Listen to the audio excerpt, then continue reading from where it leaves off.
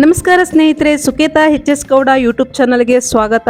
ಈ ದಿನ ನಾನು ಚಿಕನ್ ಉಪ್ಪಿನಕಾಯಿಯನ್ನ ಹೇಗೆ ಮಾಡೋದು ಅಂತ ಹೇಳಿ ತೋರಿಸೋದಕ್ಕೆ ಬರ್ತಾ ಇದ್ದೀನಿ. ಮೊದಲಿಗೆ ನಾನು ಬೋನ್ಲೆಸ್ ಚಿಕನ್ ಅನ್ನ ತಗೊಂಡು ಅದನ್ನ ಈ ರೀತಿಯಾಗಿ ಸಣ್ಣದಾಗಿ ಕಟ್ ಮಾಡ್ಕೊಂಡಿದ್ದೀನಿ. ನಮ್ಮ ಬೆರಳಿನ 1 ಇಂಚಷ್ಟು ಇದ್ರೆ ಚಿಕನ್ ಸಾಕಾಗತ್ತೆ. ಈಗ ಅದಕ್ಕೆ ಸ್ವಲ್ಪ ಅರಿಶಿಣ ಮತ್ತು ಉಪ್ಪನ್ನು ಹಾಕಿ ನೀಟಾಗಿ ಈ ರೀತಿಯಾಗಿ ಕಲಿಸ್ತಾ ಇದ್ದೀನಿ. ಅದು ಮ್ಯಾಗ್ನೇಟ್ ಆಗಬೇಕು. ಉಪ್ಪು ಮತ್ತು ಅರಿಶಿಣವನ್ನು ಹಾಕಿ ಈ ರೀತಿಯಾಗಿ ಕಲಸಿ ಒಂದು 10 ನಿಮಿಷಗಳ ಕಾಲ ಸೈಡಿಗೆ ಇಡಬೇಕು. ಉಪ್ಪಿನಕಾಯಿ ಒಗ್ಗರಣೆ ಹಾಕೋದಕ್ಕೆ ಪೌಡರ್ ರೆಡಿ ಮಾಡ್ಕೊತಾ ಇದ್ದೀನಿ. ಈಗ 3/4 ಸ್ಪೂನಷ್ಟು ಮೆಂತೆಯನ್ನು ತೊಗೊಂಡಿದ್ದೀನಿ.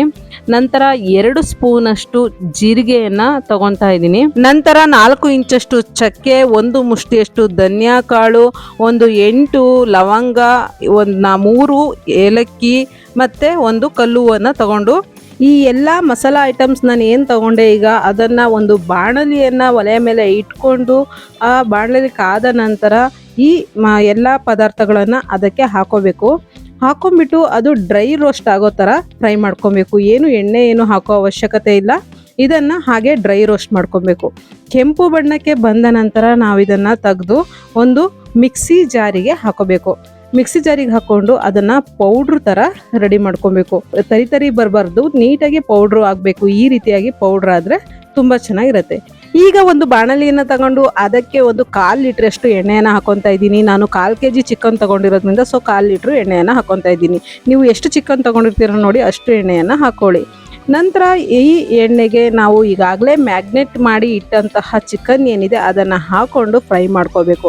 ನಿಮಗೆ ಚಿಕನ್ನಲ್ಲಿ ತುಂಬ ನೀರಿನಂಶ ಇದೆ ಅಂದ್ಕೊಂಡ್ರೆ ಫಸ್ಟಿಗೆ ಒಂದು ಸ್ವಲ್ಪ ರೋಸ್ಟ್ ಮಾಡಿ ಎತ್ತಿಟ್ಕೊಂಡು ನೀರಿನಂಶ ಎಲ್ಲ ಹೋದ್ಮೇಲೆ ಈ ರೀತಿ ಫ್ರೈ ಮಾಡ್ಕೋಬೋದು, ಅಥವಾ ಈ ರೀತಿ ಡೈರೆಕ್ಟಾಗಿಯೇ ಹಾಕ್ಕೊಂಡು ಫ್ರೈ ಮಾಡ್ಕೋಬೋದು.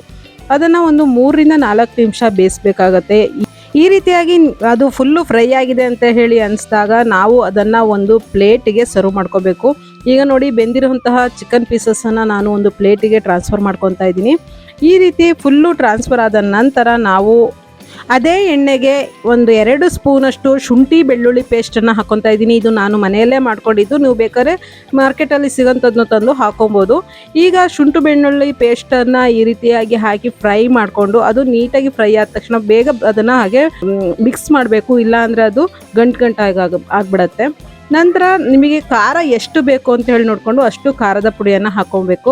ನಾನು ಅಚ್ಚ ಖಾರದ ಪುಡಿಯನ್ನು 1.5 ಸ್ಪೂನಷ್ಟು ಹಾಕ್ಕೊಂಡಿದ್ದೀನಿ. 1/4 kg ಚಿಕನ್ಗೆ 1.5 ಸ್ಪೂನಷ್ಟು ಸಾಕಾಗತ್ತೆ. ಸೊ ಅದನ್ನು ಹಾಕ್ಕೊಂಡು ಮಿಕ್ಸ್ ಮಾಡಿದ ನಂತರ ನಾನು ಈಗ ಆಲ್ರೆಡಿ ಮಸಾಲ ಐಟಮ್ಸ್ನೆಲ್ಲ ಹಾಕಿ ಏನು ಪೌಡರ್ ರೆಡಿ ಮಾಡ್ಕೊಂಡಿದ್ನಲ್ಲ ಆ ಪೌಡರನ್ನು ಇದಕ್ಕೆ ಹಾಕ್ಕೊಳ್ಬೇಕು. ಈಗ ನೋಡಿ, ನಾನು ಪೌಡರನ್ನು ಹಾಕ್ಕೊಂಡು ನೀಟಾಗಿ ಅದನ್ನು ಮಿಕ್ಸ್ ಕೊಡ್ತಾ ಇದ್ದೀನಿ. ಈಗ ಅದು ಮಿಕ್ಸ್ ಆದ ನಂತರ ಅದು ಒಂದು ಕುದಿ ಬರಬೇಕು, ಅಂದರೆ ಹಸಿ ಸ್ಮೆಲ್ ಹೋಗಿದೆ ಅಂತ ಅನಿಸ್ಬೇಕು. ಈಗ ನಾನು ಒಂದು ಕುದಿ ಬಂದಿದೆ. ನಾನು ಈಗ ಆಲ್ರೆಡಿ ಏನು ಫ್ರೈ ಮಾಡಿ ಎತ್ತಿಟ್ಕೊಂಡಿದ್ನಲ್ಲ ಚಿಕನ್ ಪೀಸಸ್ ಅದನ್ನ ಇದಕ್ಕೆ ಹಾಕ್ತಾ ಇದ್ದೀನಿ.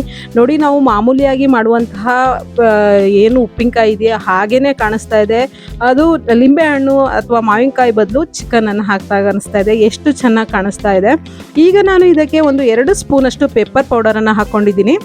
ಪೆಪ್ಪರ್ ಪೌಡರು ಇಲ್ಲ ಅಂತ ಅಂದರೆ ಕಾಳು ಮೆಣಸನ್ನೇ ನಾವು ಪೌಡರ್ ರೆಡಿ ಮಾಡ್ಕೊಳ್ಳೋಕ್ಕೆ ಏನೇನು ಮಸಾಲ ಐಟಮ್ಸ್ ರೆಡಿ ಮಾಡಿದ್ವಲ್ಲ ಆಗಲೇ ಕಾಳು ಮೆಣಸು 4 ಸ್ಪೂನಷ್ಟು 2 ಸ್ಪೂನು ನಿಮಗೆ ಎಷ್ಟು ಬೇಕಾಗತ್ತೆ ಅಂತ ನೋಡಿಕೊಂಡು ಅಷ್ಟು ಹಾಕೋಬೋದು. ಈಗ ನಾನು ಪೆಪ್ಪರ್ ಪೌಡರನ್ನು ಹಾಕ್ಕೊಂಡು ಒಂದು ಮಿಕ್ಸ್ ಕೊಟ್ಟು ಈಗ ಅದಕ್ಕೆ 1 ಲಿಂಬೆಹಣ್ಣು, ಪೂರ್ಣ ಪ್ರಮಾಣದ 1 ಲಿಂಬೆಹಣ್ಣನ್ನು ಹಿಂಡ್ತಾ ಇದ್ದೀನಿ. ಈಗ ನಾನು ಉರಿಯನ್ನು ಆಫ್ ಮಾಡ್ಕೊಂಡಿದ್ದೀನಿ. ಆಫ್ ಮಾಡ್ಕೊಂಡಿದ್ರು ಸಹ ಎಣ್ಣೆ ಇದು ಹಾಗೆ ಅದು ಕುದಿತಾನೆ ಇದೆ. ಎಣ್ಣೆ ಅದು ಬಿಸಿ ಇರೋದ್ರಿಂದ ಕುದಿತಾ ಇದೆ. ಈಗ ನಾನು ಪೂರ್ಣ ಪ್ರಮಾಣದಲ್ಲಿ 1 ಲಿಂಬೆಹಣ್ಣನ್ನು ಉರಿಯನ್ನು ಆಫ್ ಮಾಡಿ ಹಾಕ್ಕೊತಾ ಇದ್ದೀನಿ.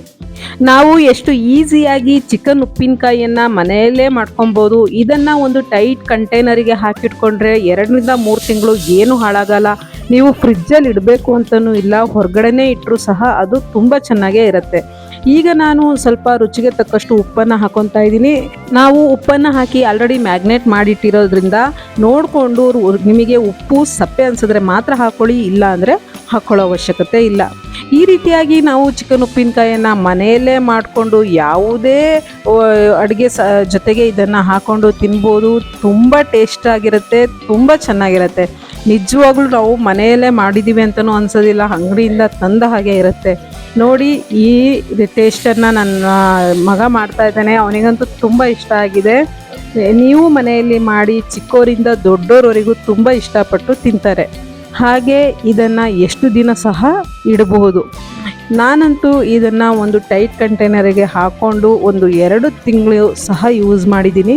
ನೀವು ಸಹ ಇದನ್ನು ಮಾಡಿ ಹೇಗಿತ್ತು ಅಂತ ಹೇಳಿ ಕಮೆಂಟ್ ಬಾಕ್ಸಲ್ಲಿ ತಿಳಿಸಿ. ಹಾಗೆ ಈ ವಿಡಿಯೋಗೆ ಒಂದು ಲೈಕ್ ಕೊಡೋದನ್ನು ಮರಿಬೇಡಿ, ಮತ್ತು ಮುಂದಿನ ವಿಡಿಯೋದ ನೋಟಿಫಿಕೇಷನಿಗೋಸ್ಕರ ಸಬ್ಸ್ಕ್ರೈಬ್ ಮಾಡಿ ಅಂತ ಹೇಳ್ತಾ ಇವತ್ತಿನ ನನ್ನ ವಿಡಿಯೋನ ಮುಗಿಸ್ತೀನಿ. ಧನ್ಯವಾದಗಳು.